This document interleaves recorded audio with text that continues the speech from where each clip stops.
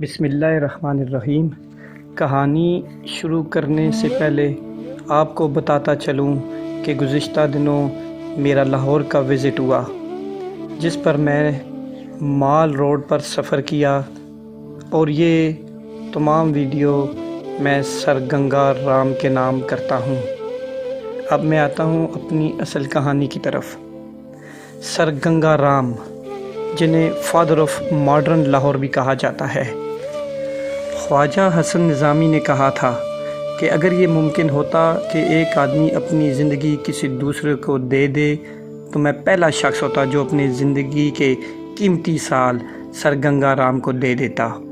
لاہور کے مال روڈ کی بیشتر عمارات، لاہور ہائی کورٹ، جی پی او، عجائب گھر، national college of arts, cathedral school, Aitchison college, Dayal Singh mention اور گنگا رام ٹرسٹ بلڈنگ سر گنگا رام کی بنوائی ہوئی ہیں۔ ان کے علاوہ گورنمنٹ کالج لاہور کی کیمسٹری لیبارٹری، میو ہسپتال کا Albert Victor ward, lady McLagan high school, lady Maynard school of industrial training, Ravi road کا ودیا آشرم اور چند دیگر عمارتیں بھی انہی کی مرہون منت ہیں۔ انہوں نے 1920 کی دہائی میں ماڈل ٹاؤن لاہور کی پلاننگ کی، اور انہوں نے ہی مال روڈ کو درختوں سے ٹھنڈک عطا کی، جس کی وجہ سے آج بھی پرانے لاہوری مال روڈ کو ٹھنڈی سڑک کہتے ہیں۔ سر گنگا رام کے آباء و اجداد کا تعلق اتر پردیش کے ضلع مظفر نگر سے تھا۔ 1869 میں گنگا رام گورنمنٹ کالج لاہور کا طالب علم بن گیا۔ گورنمنٹ کالج سے انٹر کے بعد گنگا رام روڈ کی چلے گئے، جہاں انہیں 50 روپے ماہانہ وظیفے کے ساتھ ہندوستان کے پہلے انجینئرنگ کالج میں داخلہ مل گیا۔ 1873 میں گنگا رام نے گولڈ میڈل کے ساتھ انجینئرنگ کا امتحان پاس کیا اور لاہور میں اسسٹنٹ انجینئر کے عہدے پر فائز ہو کر لاہور چلے آئے۔ اب ان کی تنخواہ 150 روپے ماہانہ تھی۔ ان کی پوسٹنگ پنجاب کے مختلف شہروں میں ہوتی رہی۔ ان شہروں میں گرداسپور، امرتسر اور ڈیرہ غازی خان کے نام شامل ہیں۔ سر رابرٹ سین مین نے گنگا رام کو انجینئرنگ کے شعبے کے علاوہ دیگر خدمات کے لیے بھی موزوں مناسب سمجھا، اور انہیں واٹر ورکس اور ڈرینج کے شعبے میں تربیت حاصل کرنے کے لیے انگلستان بھیج دیا۔ وطن واپسی پر حکومت ہند نے گنگا رام کو پشاور میں پانی کی فراہمی اور نکاسیاب کے منصوبوں کی ذمہ داری سونپ دی۔ بعد ازاں انہیں امبالہ، کرنال اور گجرانوالہ میں بھی ایسے ہی منصوبوں کی تکمیل کے مواقع ملے۔ 2 ہی برس بعد وہ لاہور کے ایگزیکٹو انجینئر بنا دیے گئے۔ یہ وہی عہدہ تھا جس کی کرسی پر بیٹھنے پر ان کے ایک رشتہ دار نے انہیں برا بھلا کہا تھا۔ حکومت پنجاب کی سرپرستی کی وجہ سے سر گنگا رام نے ایک جانب لاہور کو جدید نوآبادیاتی فن تعمیر سے متعارف کروایا اور پوری مال روڈ کو شاندار عمارتوں سے بھر دیا، جن کی تفصیل پہلے بیان کی جا چکی ہے۔ بعد ازاں انہوں نے پنجاب بھر میں زمین کی سیرابی کے لیے متعدد منصوبے تیار کیے اور ہزاروں ایکڑ پر پھیلی خشک زمینیں سونا اگلنے لگیں۔ انہوں نے نہر کے پانی کو بلندی تک لے جانے کے لیے پہلی مرتبہ بجلی سے چلنے والی موٹریں استعمال کیں۔ گنگا رام کے اس منصوبے کی بدولت 90,000 ایکڑ زمین سیراب ہوئی، جو اس وقت کی ہندوستان کی سب سے بڑی زرعی اراضی تھی۔ حکومت ہند نے گنگا رام کو رائے بہادر کے خطاب سے بھی سرفراز کیا۔ ان کے کارناموں کا سفر مزید جاری رہتا، مگر انہوں نے 1903 میں سرکاری نوکری سے سبکدوشی اختیار کی۔ وہ چند برس حکومت پٹیالہ کے ملازم رہے، جہاں انہوں نے کئی فلاحی منصوبے پایہ تکمیل کو پہنچائے، مگر وہ اپنی زندگی کو مکمل طور پر عوام کے فلاح کے لیے وقف کرنا چاہتے تھے۔ چنانچہ چند ہی برس بعد وہ واپس لاہور آ گئے۔ اب ان کا بیٹا سیوک رام بھی ان کا ساتھ دینے کے قابل ہو چکا تھا۔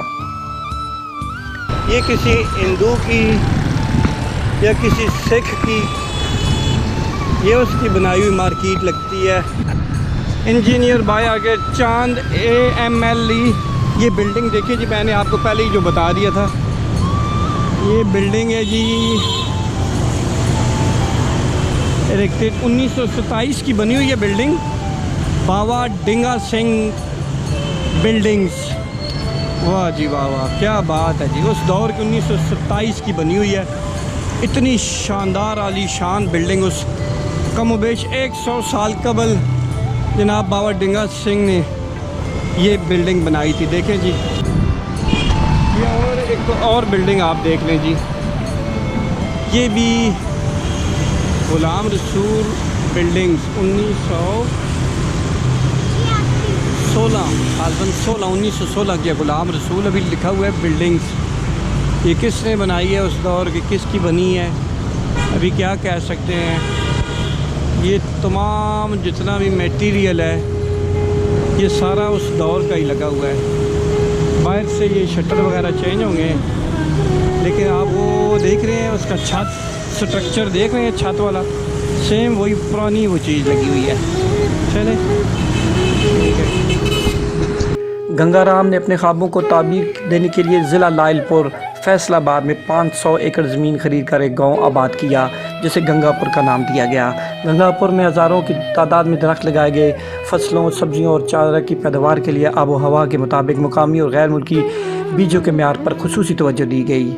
انہوں نے متعدد زرعی ممالک کے دورے کیے اور انگریزی، فرانسیسی اور کینیڈین گندم ایک ساتھ کاشت کرنے کا تجربہ بھی کیا. سر گنگا رام بیوہ عورتوں کی دوسری شادی کی ضرورت کے قائل تھے.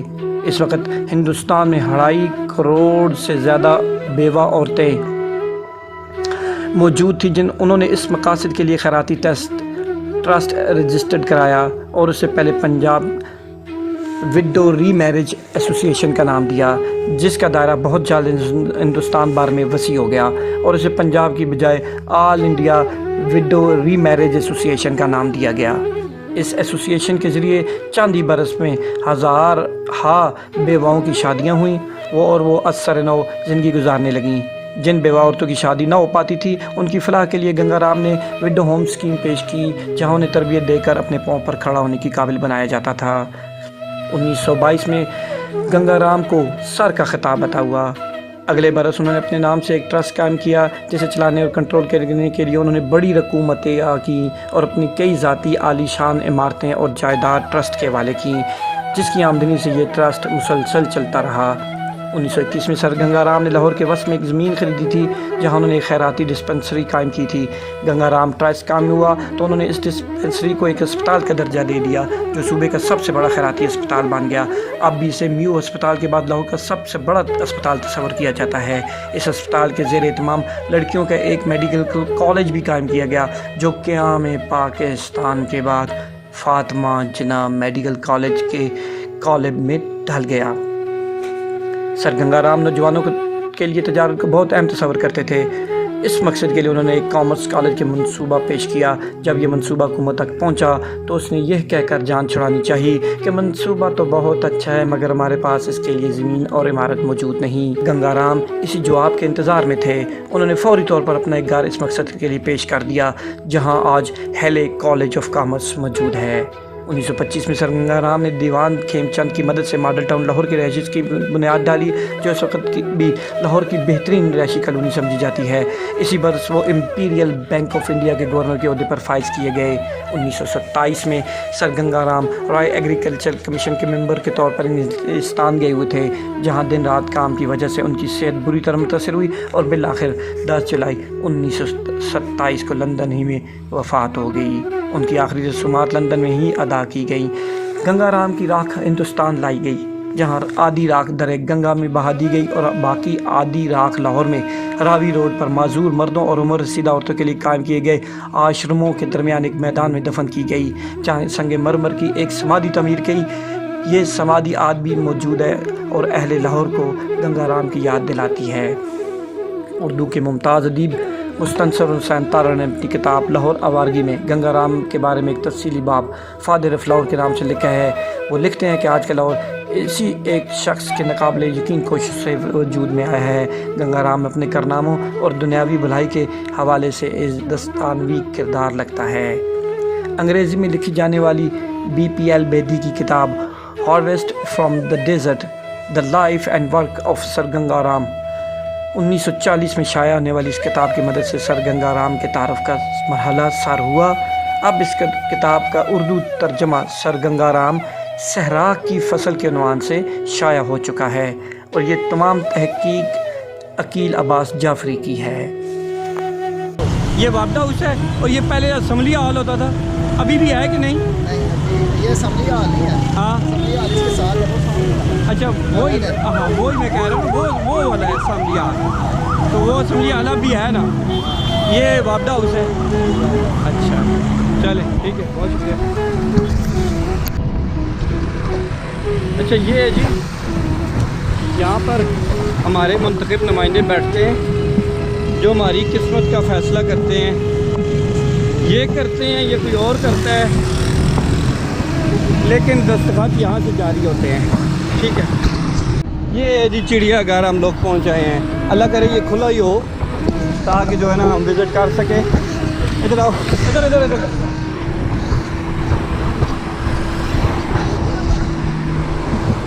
پیچھے ہوگی پیچھے.